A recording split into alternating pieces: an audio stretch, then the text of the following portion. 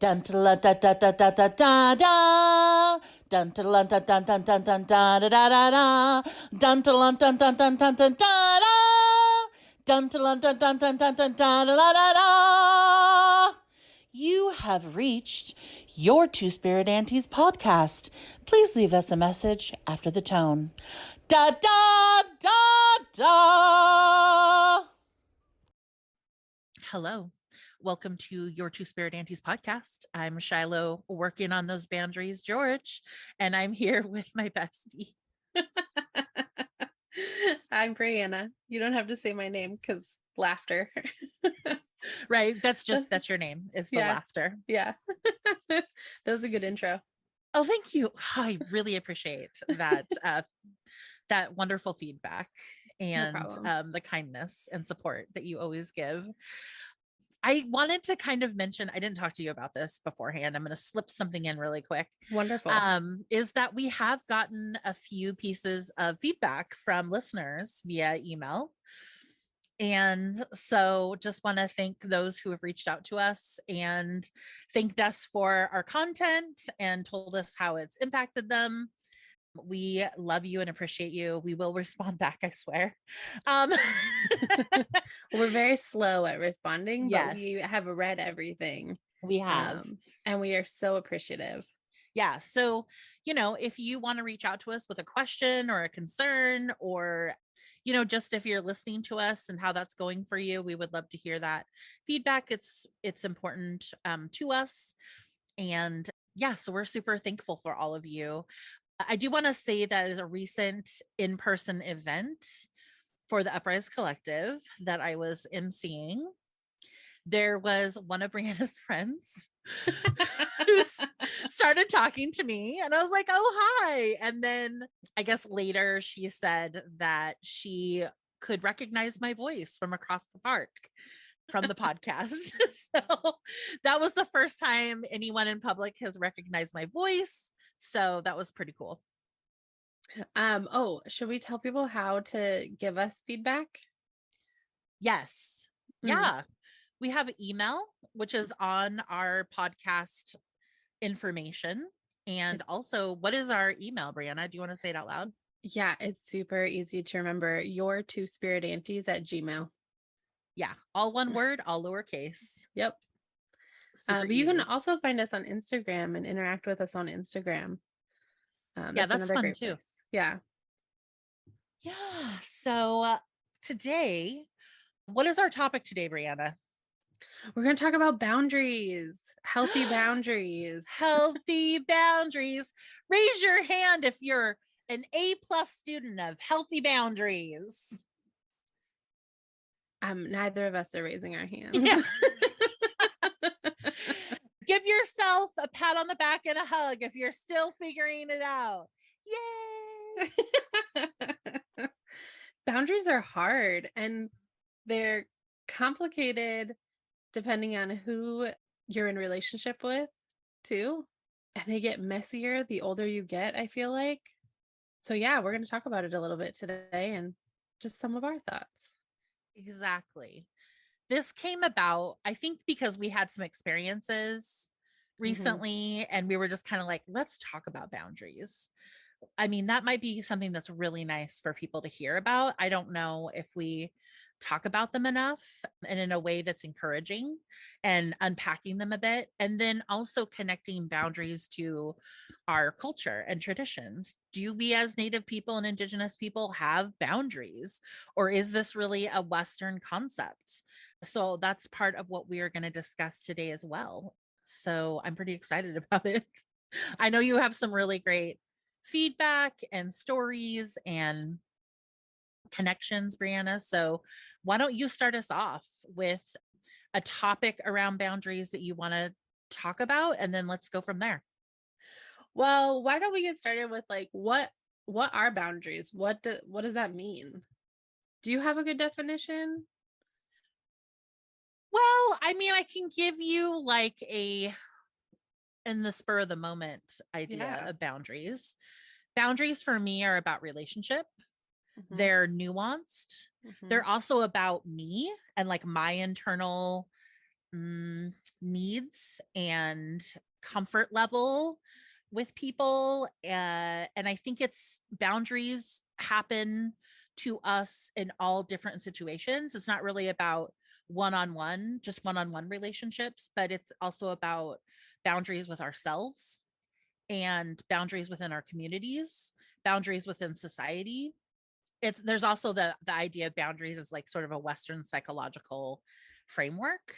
And I would say that there's a lot of things good and not great that impact boundaries. And I would also like to offer a quote from my good friend Cliff Higgins, who said, I said to him one time, "You have really good boundaries." And he said, "I have good boundaries when I have good boundaries." So That's good. Yes. that would be like a really quick elevator pitch that probably wasn't very linear about Mm. boundaries. Yeah, I mean, like, I agree though. I think boundaries are about relationships. Boundaries help maintain relationships too, because although they're about me and what I need, boundaries are also really, really important to understand to be in a healthy relationship with another person. Because if you don't understand how your boundaries work, it's really hard to then respect other people's boundaries and recognize those as part of the relationship, right? So yeah, I think about that too, right? Like boundaries are helpful for not just me, but they're also an example for what other people are allowed to have autonomy over in their lives. I like that. That's really good. I think also that boundaries go across location, social location, actual physical location. Boundaries are important at work. There's a lot of untold, unsaid boundaries and expectations in our workplace that are sometimes helpful and many times not, especially when it comes to white supremacy. And boundaries are important in other like types of social situations within your communities, within maybe religious institutions, within healthcare setting. That's something I'm going to talk about a little later, is setting boundaries with medical providers. And it's also, boundaries are something that take time. It also takes a level of awareness and self-reflection to figure out what boundaries you're using maybe without realizing it, and then making yourself aware. Does that boundary really fit what I'm needing and wanting to cultivate in my life? And then practicing boundaries is, I think, really challenging as well. And it is one of those skills you have to practice to get better at, or to have a better awareness and understanding about how those boundaries are working for you and others in your life. Yeah, and I feel like you touched on something and maybe we are on the same page. I'm just curious. The difference between like boundary and a norm, right? Like I kind of feel like boundaries are those intentional things that we have made decisions about how we're going to engage with others and how we want to be engaged with by others, right? Boundaries in relationships that are like, yeah, I guess intentional would be the word that I would pick. Whereas like norms are those things that you run up against that are sometimes really shitty.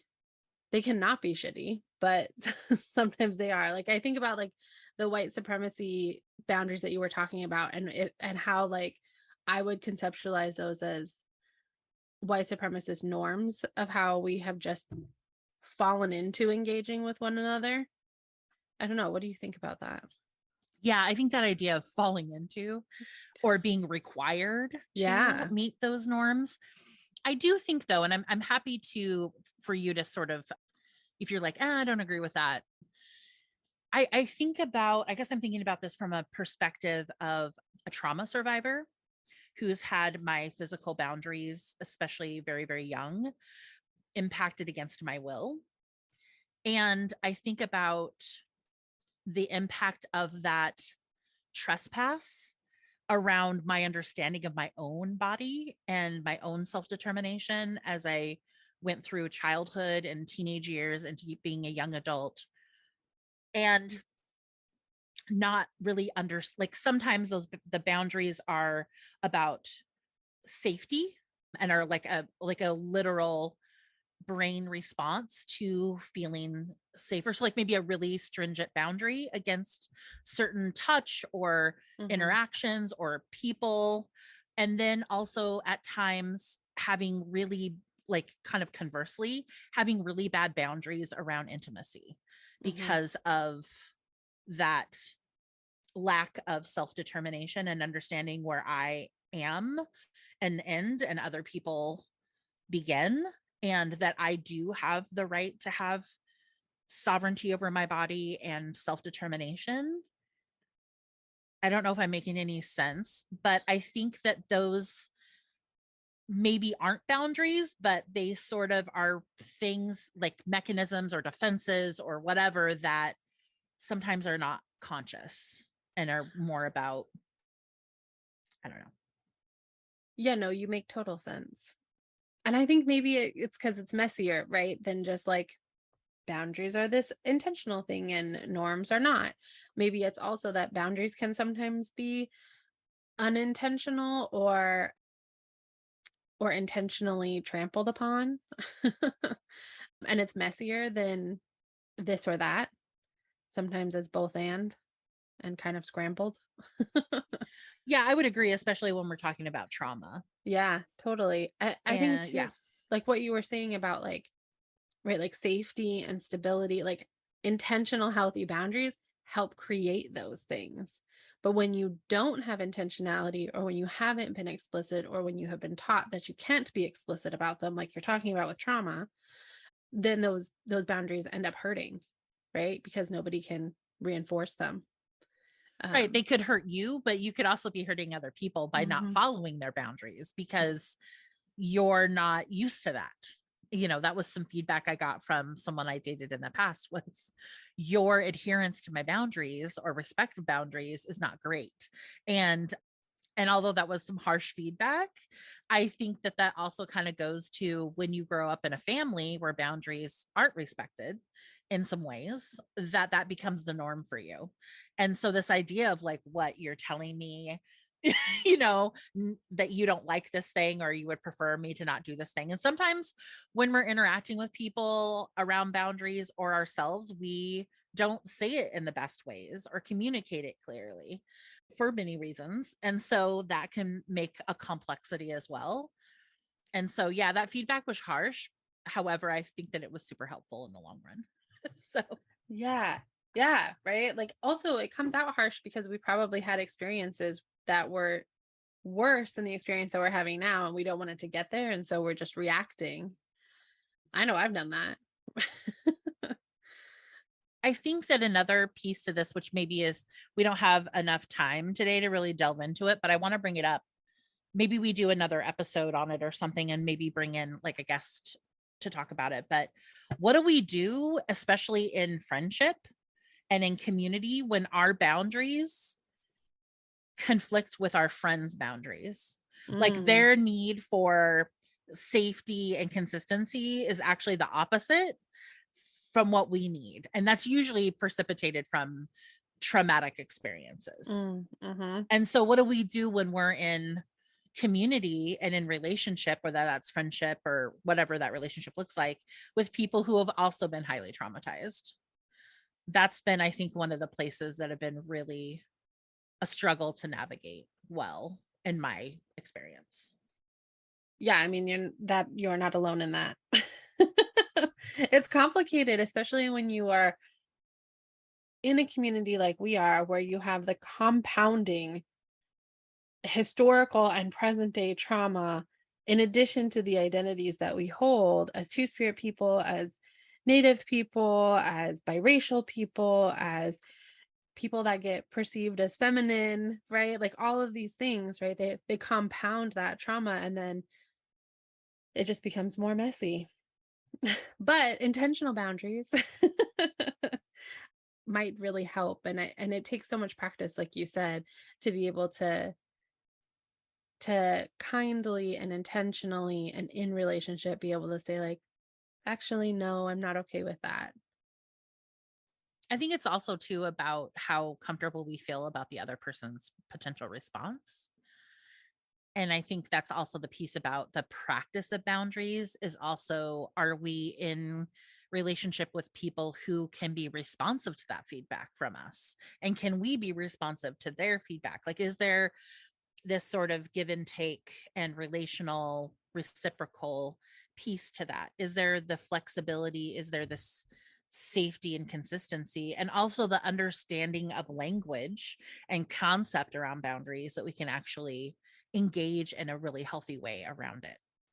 If I don't feel safe with someone, then it's going to be it might be harder for me to engage in their boundaries or have a conversation around boundaries.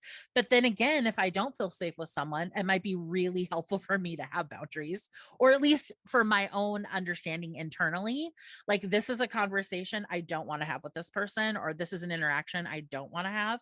I don't necessarily need to tell that person that and explain it, but like, I need to be aware of it. So I think there's different kind of levels Mm. and situations around this. Like, I know we're kind of talking about it in not a very linear way, but I don't think boundaries are linear at all. It's all nuanced. It's all about, the different situation, the different people. But in my mind and understanding and experience, it starts with you.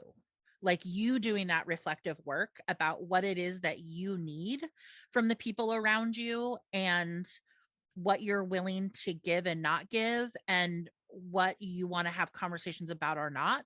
What are some of the areas where you often feel harm around? Like, how do you avoid those situations? Or, whatever the sort of solution is around it.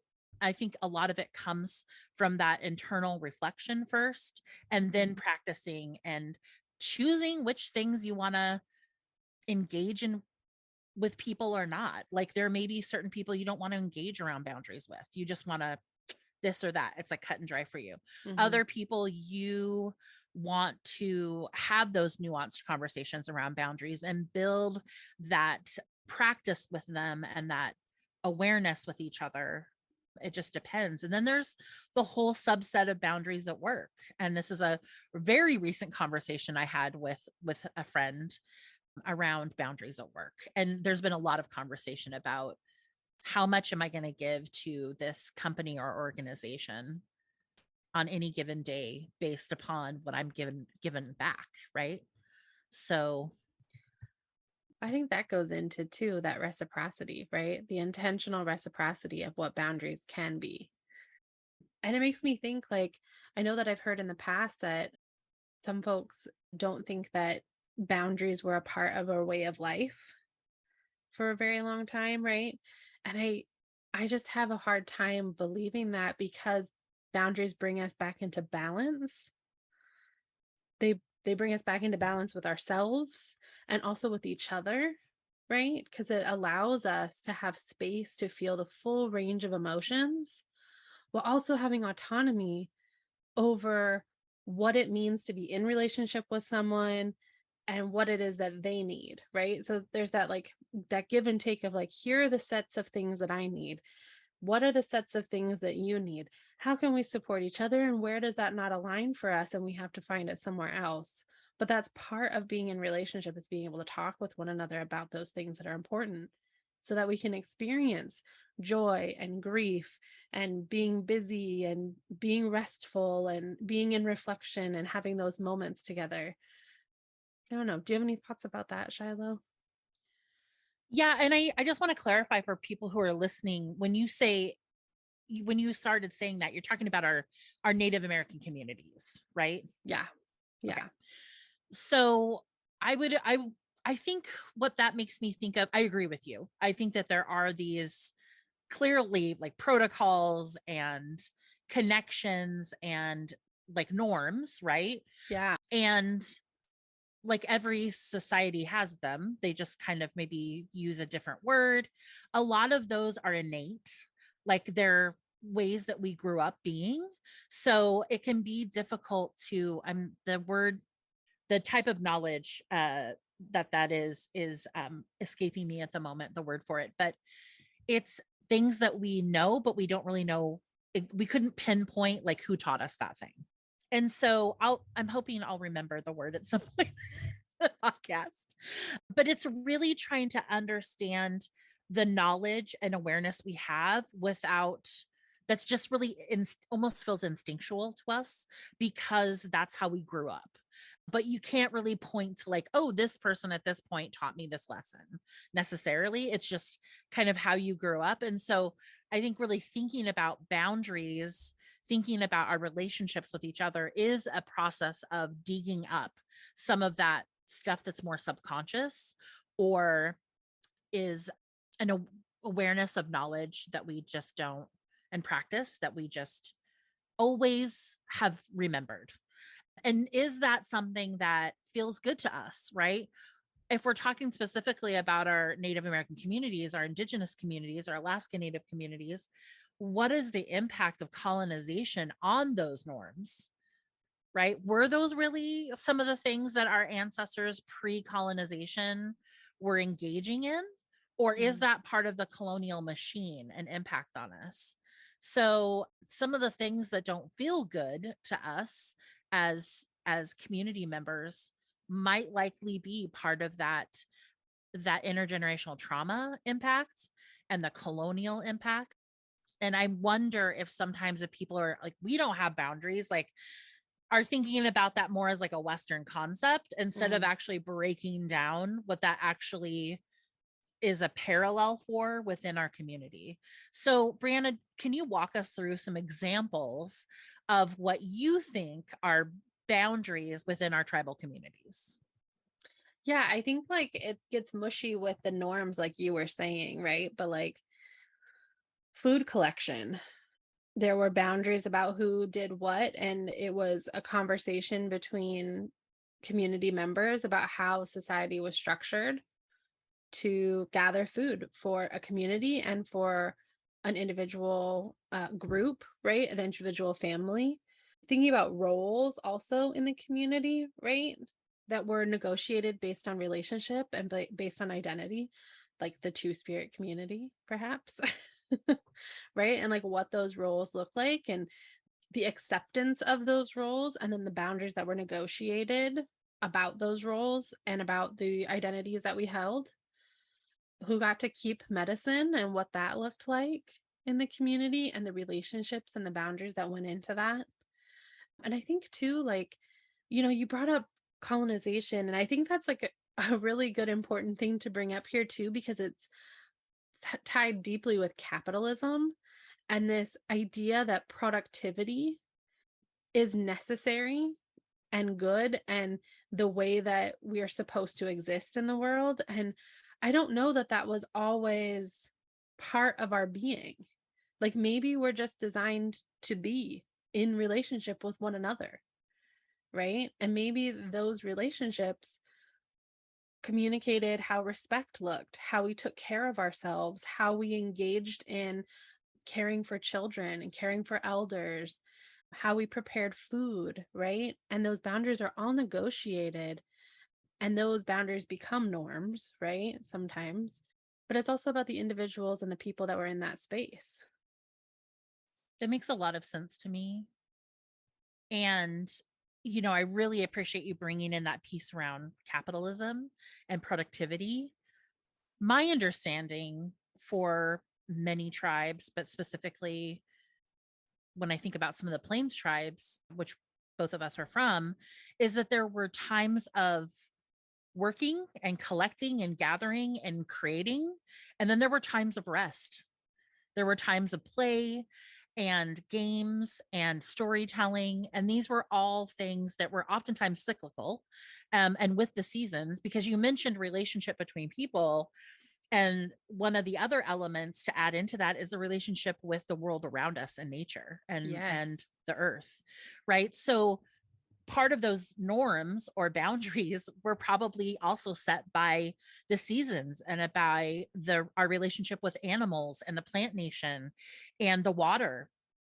If we're thinking about us as plains from plains tribes, is like the movement of the herds of buffalo. That was what was guiding us part of the time, and that was for survival and for getting our needs met, right, as a collective of people. And so I think the other piece around boundaries that, and this is something that I would talk to youth about when I used to work at NAIA, around boundaries and around working together as a community, is that your very existence together hinged upon your ability to work together and to get along with each other. Of course, it wasn't perfect all the time. And there were people who didn't get along. There were people who were sometimes mean, and disagreed and all of that type of aspect. However, at the end of the day, you had to still be able to work together. And so I think about the boundaries around how do we deal with conflict?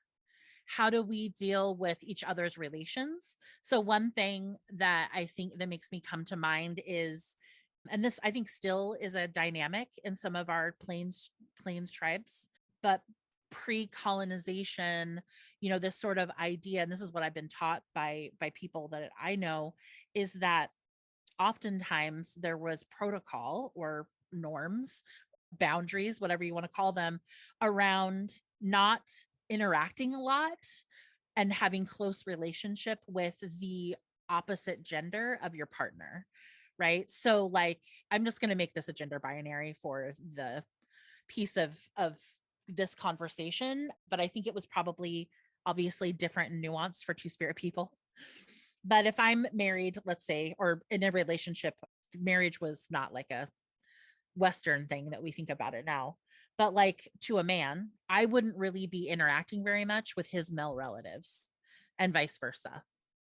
And part of that was about trying to be careful about people getting in big conflicts with each other and things like that. And so that is still sometimes a boundary that we see in our tribal communities, where there are pretty significant boundaries, like I wouldn't braid another person's partner's hair. Like that's a very intimate personal action. And so or touch their hair, like just in general, if you don't know, Native people don't touch our hair without our permission.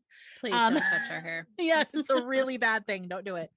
Really, just don't touch anyone's hair or person without asking them permission. We can just There we go. maybe make that blanket consent. And because our hair, many of us believe that our medicine is in our hair and our power and strength is in our hair, and we don't want random people touching it.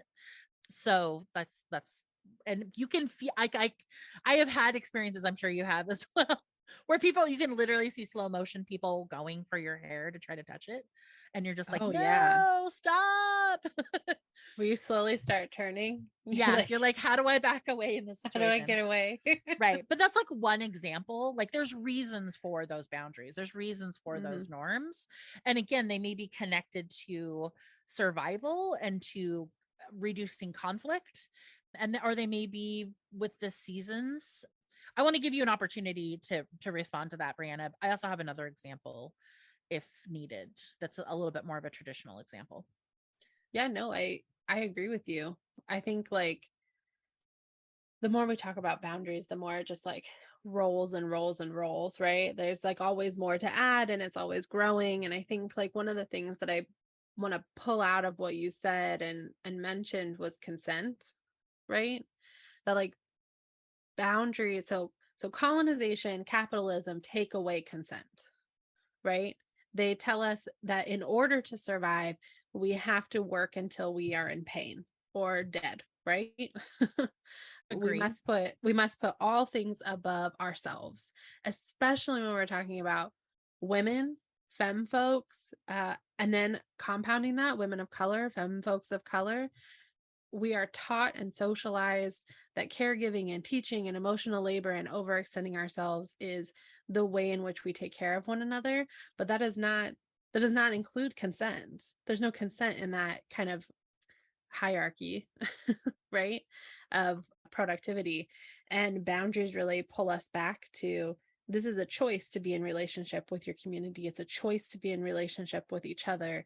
And you have the ability to consent to what that relationship and that experience looks like. And it normalizes that for folks, right? And that can become a norm. And I think it maybe was before colonization. And so I heard that nugget of what you were saying and wanted to expand.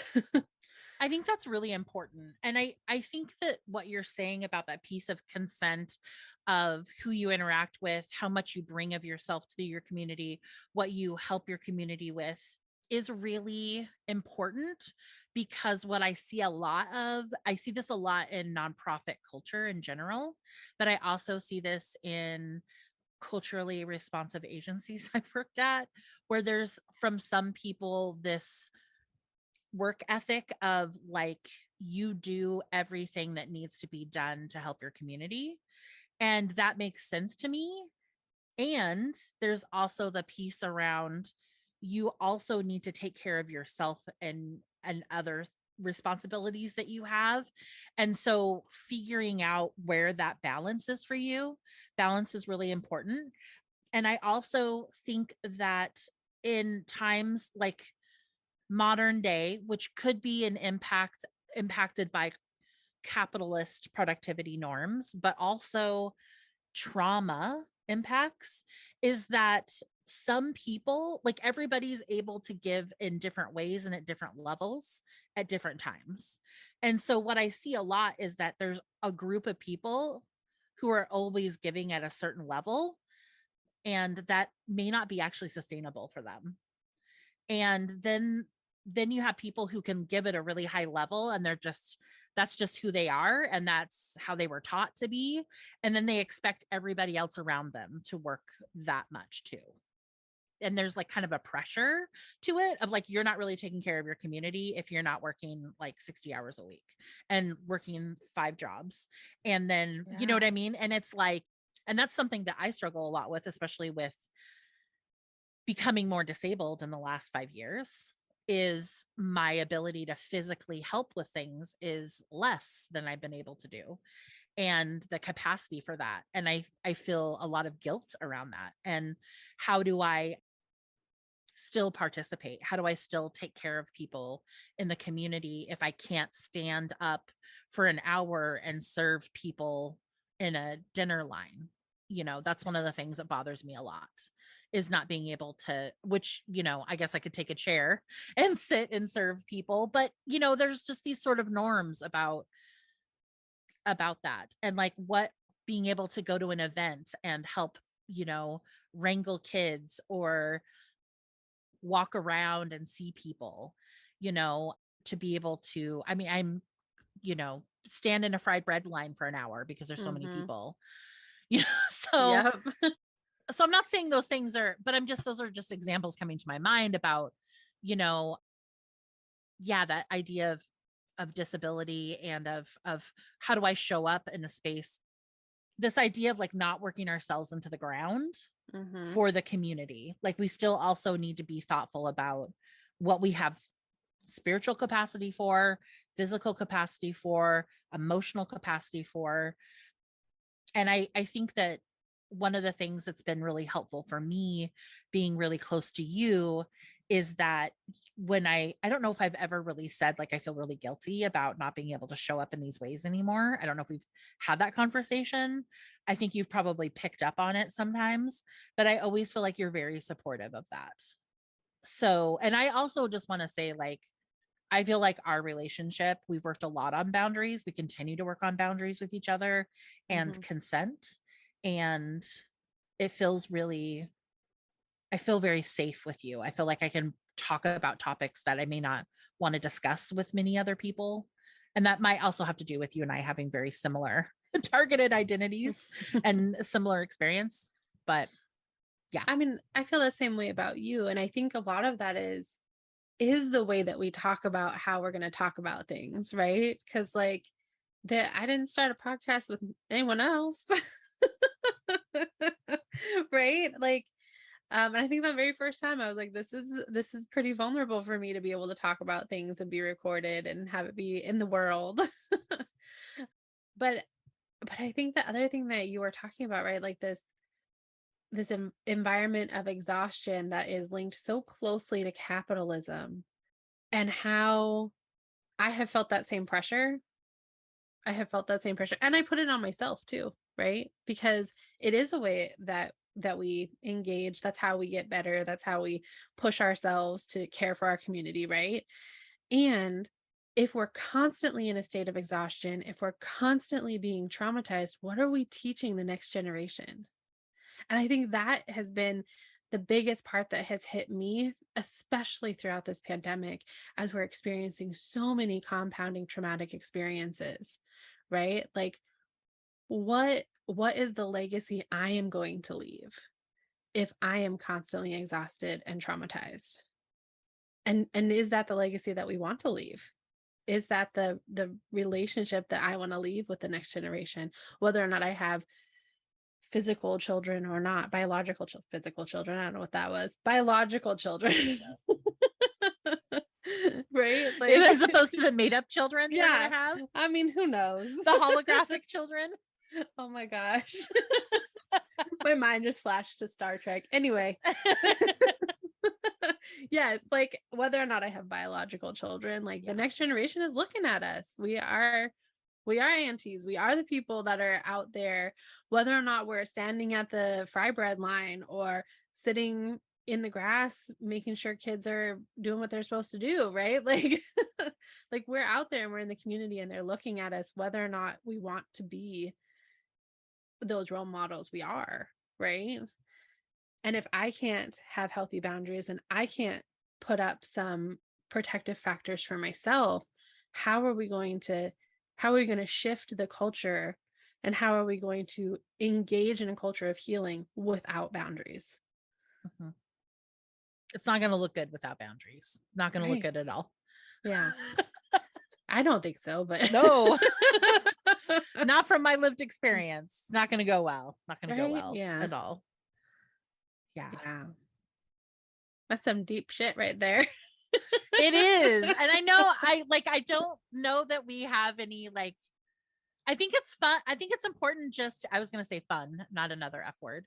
I think it's important and fun to also maybe not have a ton of solutions for it. That this moment is about unpacking some nuance and providing validation to others who are listening Oh yeah. and ourselves I have no around. answers. I have so many answers. No, I'm kidding. I mean, they may not be the right ones. They may not be the That's ones you true. want to hear. It always cracks me up when I have clients. So the clients are like the organization, but then there's the workers, the awesome workers within them. And oftentimes they're doing their due diligence around consent, which I so appreciate. Not all of them, some of them need to work on that, but many of them are doing well around, do you have time and capacity for I'm wondering if you have any feedback for this situation that I'm in. And I'm like, do I have feedback? I know that that's going to be the case. And I don't know. I said this yesterday when he asked me in a very trauma informed and consent based way. I was like, I always have an opinion. I always have something to say. It just may not be exactly what people want to hear. Oh my gosh. I think I called you. So I called you yesterday and I was like verbally vomiting. Uh-huh. And I was like, oh my gosh, I'm so sorry. I should have asked for consent. And you very kindly were like, it's okay. Do you want feedback or would you like me just to listen? Yeah. And I was like, oh, um, I always want feedback, but don't feel obligated. And Yeah. you were like, oh, I have feedback. And then and when just went into it. yeah, right. And so, and I think that's one of the things I like love about us is that we often do like ask, do you have capacity right now? And sometimes it's like, I've got 5 minutes or 15 minutes before my next meeting. And either of us might just be like, I need more time than that. So let's talk at a later date. I'll But call I you just, tonight. yeah, I just love that. And sometimes it is like, you're just in a space where you forget to ask about someone's capacity and you just like move into what it is that you're saying. And then later on, you're like 15 minutes later, you're like, crap, and that's okay. Like it happens. And if I really didn't have capacity, I would have just went, hey, just so you know, I think I need a couple hours to digest what I'm thinking about right now. Could we talk later or tomorrow or whatever? The other thing I really love about us is that we will call each other. Well, you mostly do this when I call you and you don't pick up. you'll immediately be like, is everything okay, via messenger. And I always I never leave a message. I just hang up and then I text you and I'm like, everything's okay, just checking in, or I wanted to run this thing by you but it's not urgent. And so I think those are the things that just like work for us. And like I'm like our I think our availability for each other is really expansive. And I would say that the majority of my friends don't have that kind of availability, which is not a critique on them.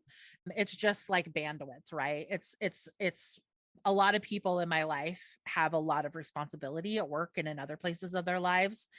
And so it's really nice because you and a couple other people are ones that I know if I call, you're definitely going to pick up.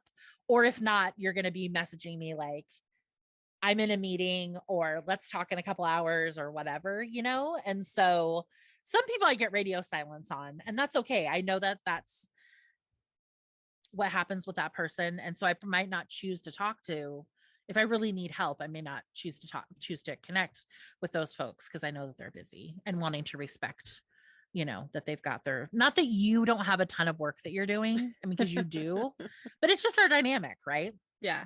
Well, I think what you're talking about though is the relationship and the ways that we've agreed to communicate with one another, Mm-hmm.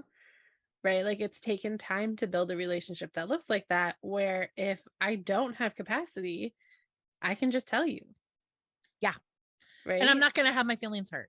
And I think that that is another part of what colonization has stolen from us is that honesty about our boundaries. And you mentioned this earlier too. I just like circling all the way back, circling Yes, all the way circling back. back, circling back. I hear you.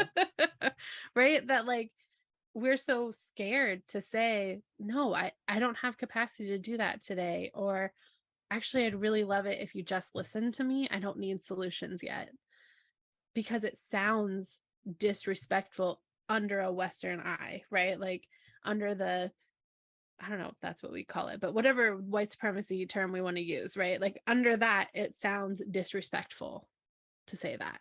Oh, just say I don't have time right now. To say I don't have time right now, or Yeah. to say like I don't have capacity to do that today, or to say I disagree with you about that. That really actually feels really yucky to me. Yeah. Right? Like especially when it gets complicated by like talking to elders or talking to people that have more power than you or talking to your boss perhaps. Yeah. You Yeah. know, gets messy. It does. It gets really messy. It gets really hard. Yeah, like you said, it takes time to cultivate that and to Hmm. feel safer, right? So I feel really safe with you.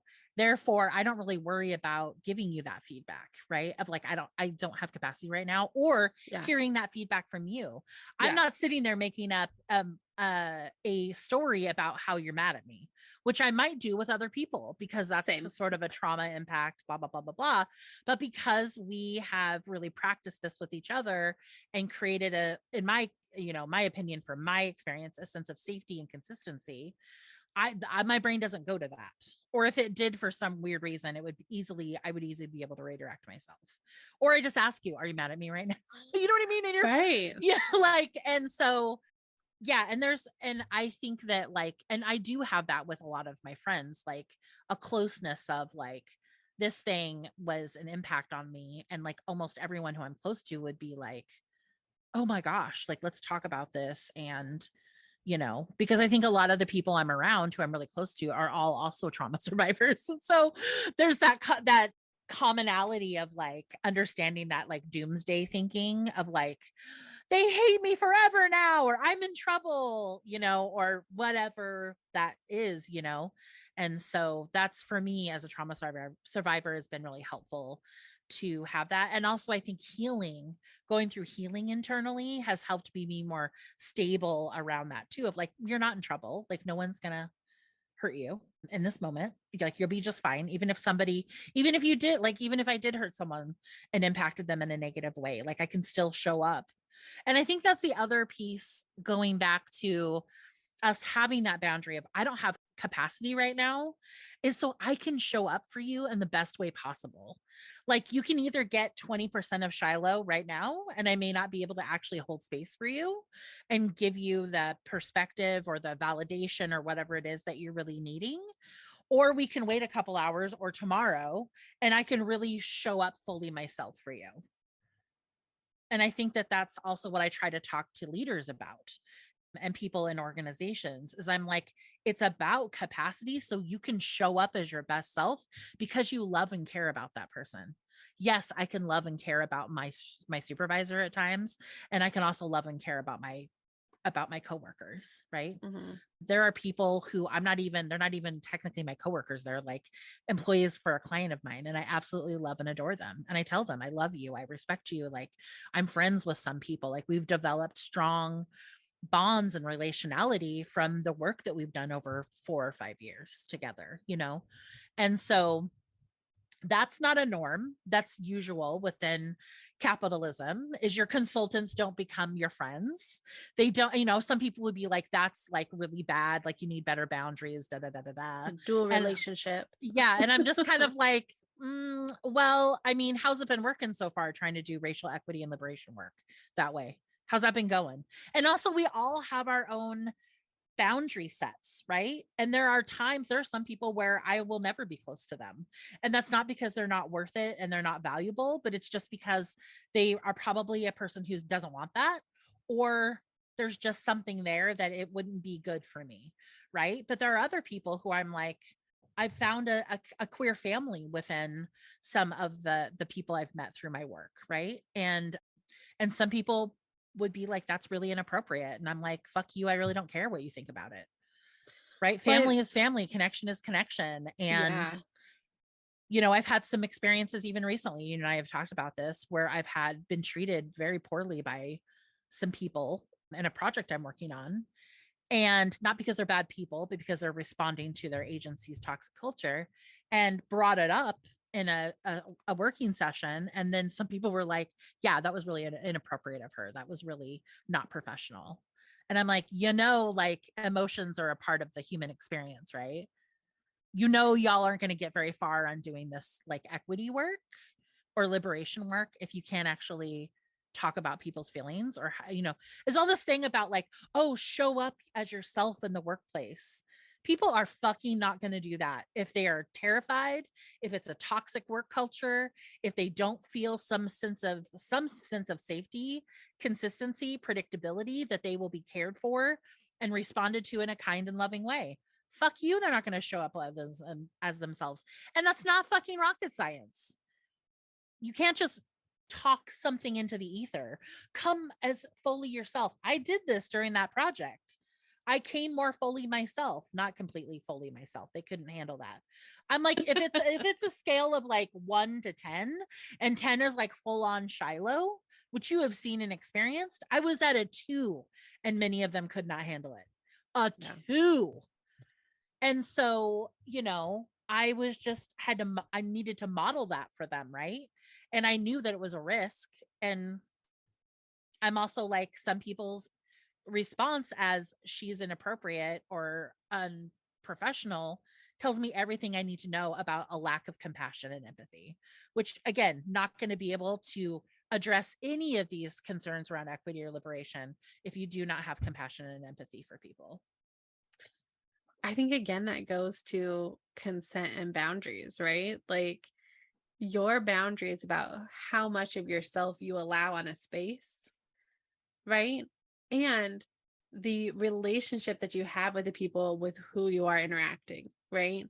Like, what is that relationship and how is that negotiated? And what are those boundaries that are needed to negotiate that in a way that feels safer for you and for them, right? And so you negotiated that with be like allowing yourself to be more fully yourself in that space at a risk to yourself in order for them to understand this is the way that you engage in relationship with one another. You talk about the things that need to be talked about.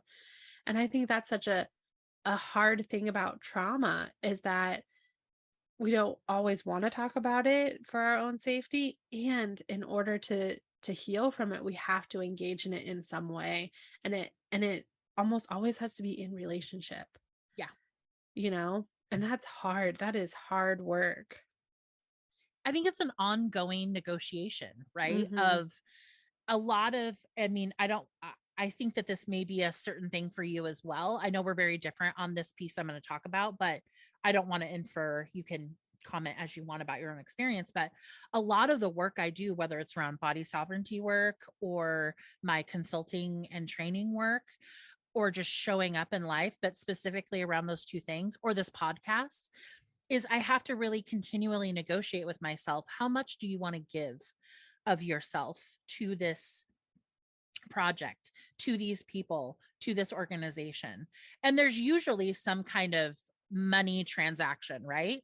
And so I really have to be clear with myself. And this is where I feel like my ancestors are really helpful with this, and having a spiritual practice is, how much am I willing to give of myself in that moment, make myself vulnerable? Like, I feel vulnerability is actually really powerful for me. And it can also be very disempowering too. And it can be harmful at times. And so it's always this sort of calculation. But the thing is that we can kind of go back and forth about, that was a little too much vulnerability in that space. I'm going to pull it back a little bit, but like, showing up and talking on this podcast is a lot of vulnerability for the two of us.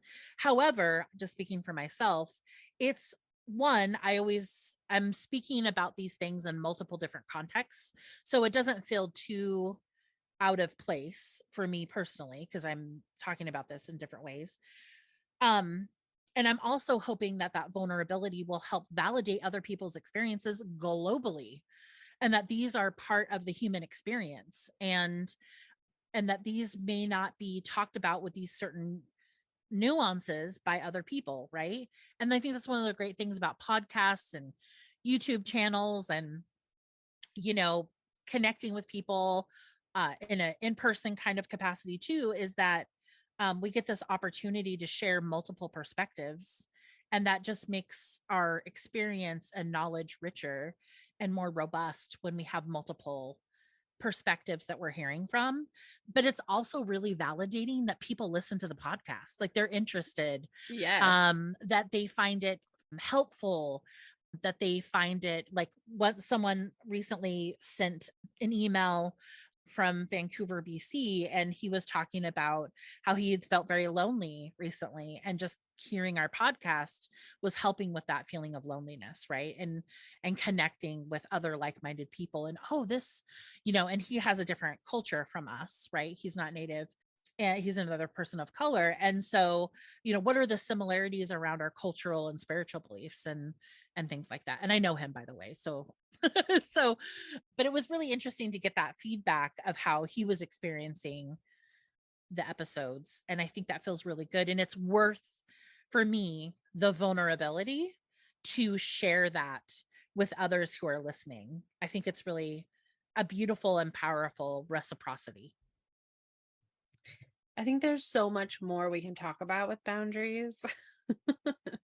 I feel like there's like so many layers and at least like three tangents we could go on that I can think of off the top of my head that you talked about so far. But thinking back to, is there anything else that we want to talk about around boundaries today? Yeah, I think that there were many things that we brought up. Some things that stand out to me is about self-determination and Mm, self-reflection, and understanding that maybe it's implicit memory that I'm thinking of, implicit knowledge, where we don't really know where that knowledge comes from. I think that that's the word I was trying to come at the beginning of the episode, is that implicit memory and knowledge, and making us ourselves more aware of that. And does that fit for what I want in my life? Does that fit for who I am as a person, and for the people that I interact with, and the people around me at work or my personal life? And I think that can be really powerful, to know that in a world where you feel like you don't have a lot of power, and that you're just sort of sometimes on a, what is it, like a mouse, circular, Roly pin, what is that called? yeah, like you're just on that The wheel, mouse, the the wheel, the wheel, the wheel. mouse wheel, where you're just like, go, go, go, go, go. And again, coming up with that capitalism and Yes. productivity, I think is that power of like, actually, what do I want for myself? And how do I kind of create that and curate it in my life? That may take a little while, right? But like, who are the people that are around me? How am I showing up for them? How are they showing up for me? Is there something different that I kind of want and need from people? And how do I make that clear? Like, how do I, and that can be really scary to tell people, actually, this is kind of what I need right now. But I promise you, if you practice that with the right people, it actually feels really good. It does, and it also is a model for anyone else in the community to say, "Oh, I can do that too." Mhm. Right? Like that's something that I can engage in. I can have self-determination and be a supportive, contributing community member, right? I can choose when I have energy to do these things, and I can trust that other people, when they have energy, will jump in to do it when I can't. And if you have a lot of people in your life who don't give that to you, who you think would scoff at that, or maybe they already have, that they're not interested in meeting your boundaries, then there's some choices there, right?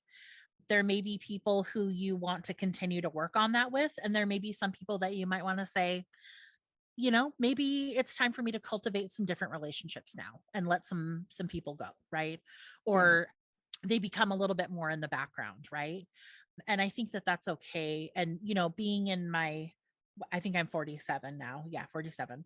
And I think that in my 20s and 30s, I did a lot of rounds of that where I was kind of like learning who it is that I really wanted in my life and where there was a reciprocity. And I think there were times when I was very selfish, right? When I was younger and was taking up a lot of space from certain people and vice versa, as I went through my 20s and 30s.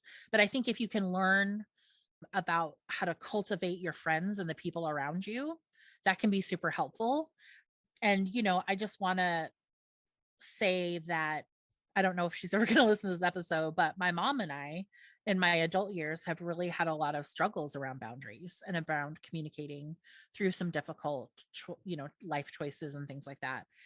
And I would say that I really appreciate that my mom continues to like be someone who's always willing to learn and ask questions and try to practice. Even if it doesn't go over great, she's still practicing. And I think that, she was never one of those people I was going to cut out of my life. Whereas certain friends, I might just kind of be like, maybe it's time to move on or whatever, but like not obviously with my mom. And so, but some people do need to do that with their parents, but not me. But I think like sticking through those conversations with her has really started to pay off. And I really appreciate her willingness to continue to be a learner and to let go of old things that she doesn't need anymore. And I think that that's really helped. For me, that's a big success. Yeah. Yeah, it's a beautiful success. I have a story. So I was at Shiloh's recently, and Shiloh's parents came over for dinner. We made fry bread and bison for tacos. And Shiloh's mom jumped right in and offered to help. And she made several pieces of fry bread. She rolled them out on her hand. And it was so great to have her come and talk and ask questions and be a part of it and give it a try. Cause like so many people wouldn't try to help with that. And I think that says a lot about your mom. She loved visiting with you, and she is definitely asks people questions because I think she's just fascinated about people and wants to know about them. And so yeah, she was really open to like learning about different ways to like make the fry bread dough. And Yeah. I think at one point I was like, when we're making fry bread, when we're shaping it, we always think good thoughts, right? And Mhm. that was like one of the things that I gave her some feedback on, and she was like, okay, okay. Like she took it very seriously. And She so did. she also doesn't really, she's a very picky eater and she doesn't like a lot of meat. And she tried some of the buffalo. And so that was really good because usually she'd be like, hell no, I'm Yeah. not eating some kind of like wild game. My dad and I are always down for wild game, but my mom was like, So I was really proud of her for that too. Yeah, she was great. That's a good success story. That's Mhm. a good high note. And sometimes boundaries are not going to go so well, and that's okay. That's why we practice them. Yeah. And sometimes it takes people a really long time to learn them. And also, there are things like neurodivergence, Mhm. which can, impact different understandings of boundaries and how we do them and things like that. So, that's all kind of part of the mix as well. But I think that we should maybe talk a little bit more next time about boundaries in different situations. We have like, I'm looking at our note page. We have a lot of really cool ideas on here. I'm also really curious about what other people think and what other people want to know Yeah. about, or what are things that you're having struggles with around boundaries, because boundaries are complicated and nobody's great at it. We Yeah, just no. we just keep trying, and we keep negotiating, and we keep being in relationship with one another. And I would love to talk to folks, whether it's send us an email or message us on Instagram and let us know how you're doing, or things that you've thought about, or experiences that you've had that you want us to comment on. Or if you just want to let us know something, that's cool too. Yeah, we love getting any kind of feedback. We really appreciate it. And yeah, so lots of love to everyone who's listening to this. I know that there's a lot of emergencies happening. By the time you listen to this, who knows what will be going on, but the West Coast is full of smoke today and wildfires. And, there's just like literal dumpster fires and proverbial dumpster fires everywhere, It's every true. multiple times a week. It's a little bit daunting at times. So just lots of love to you, and just take some deep breaths, and you have probably a lot more self determination than maybe you think you do.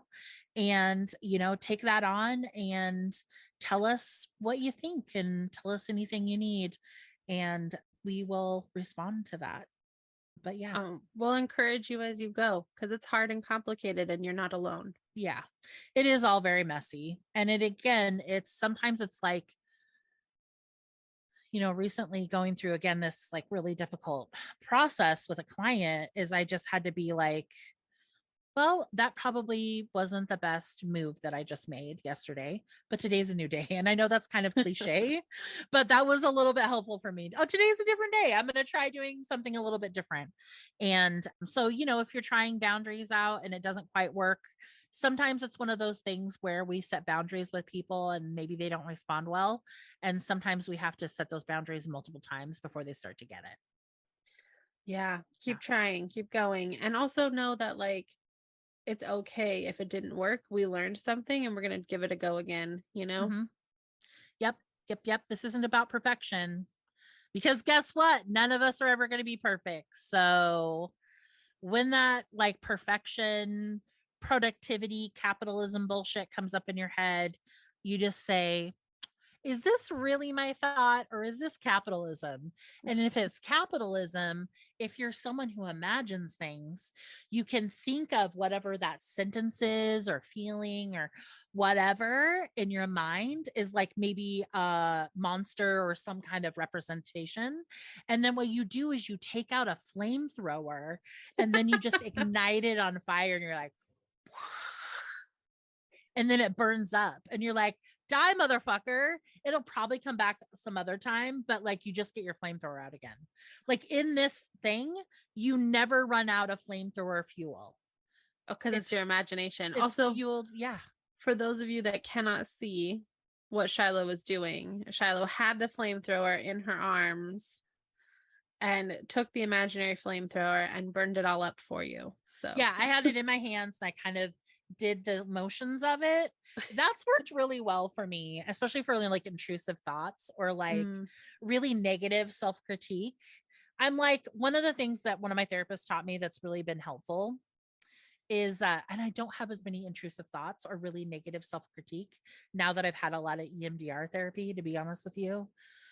But when I was having a lot of it, I would be like, is this particular comment helpful for me? Is it true? And is it helpful for what I'm trying to do in my life? If it's not, then shut the fuck up. And that was super helpful. I mean, it helped with my mind. I don't know if that would help for other people, but I do a lot of reality checking. yeah, like I just do the shh, I hear you, I see you. Shh. Or I'm going to get the flamethrower and I'm going to ignite you on fire. I'm not fucking around. I think that should be a t-shirt, the one about like, is this a helpful thought or is this capitalism? Is this my actual reflection and critique of myself, or is this the patriarchy? And it could just go through. Is this capitalist productivity? Is this patriarchy? Is this the like fucking racism? Like, what the fuck is this? And if it's any of those and you hear mine say, well, yes, I think it is. Flamethrower time. Stickers with flamethrowers to come. If anyone is good at that, I can't say that very well. If anyone's good at drawing that, go ahead and draw us a flamethrower. I have to like think that through. Flamethrower. And we can make stickers. I love that idea. And I just want to say that I got the flamethrower idea from my friend who lives in Canada. So Logan, thank you so much. Logan is really amazing. Person who lives up in Vancouver, Canada, the flamethrower idea. So that was many years ago that Logan shared that to me with me about that particular type of helpfulness. So I don't know if they are listening to this podcast. So I should send them a message and be like, we mentioned you in this podcast. We should have like like, you know how like books have the thing at the end? Is it an appendix or an index? I think it's an index. And it has like the names or the words and then what page you can find it on. Yep, that's the index. Yeah, so we should have like an index for a podcast. So like I'm totally not going to do that, but like if somebody wants to make an index for us and that way people can see if they show up or like what topic was for, I don't know. That's probably too weird.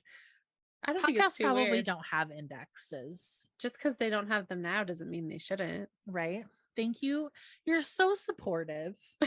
You're so validating. I'm not going to make an index, but I'm not going to stop anyone from doing it. Neither of us are going to do it. But if you feel called. All right, we better wrap this up. Yeah. We've been talking at you for a while and we appreciate you being here and hanging with us and going through all that muck and also the laughter. Yeah. And I'm going to continue to eat my pizza place. You're not a ding dong ding dong? Yeah. Great. So, because it's just staring at me at the desk, on my desk, and I'm like, oh, it's only half eaten. Yummy. So, well, I hope that everybody listening enjoys something delicious. Yeah. Whether that's a hug from someone you love or a delicious treat from a pizza shop. Or our delicious words. Oh, yes. Good idea. Delicious words. Also, another great t-shirt sticker idea for our podcast. Delicious. Your Two Spirit Aunties podcast, where you find delicious words. Oh, no, that's going to happen now. It is. All right. Have a good one. Yeah. Love you. Bye. Thank you for listening to our podcast. And as always, we want to thank our amazing friend, Hannah Bueller, for editing and just being amazing. Thanks, Hannah.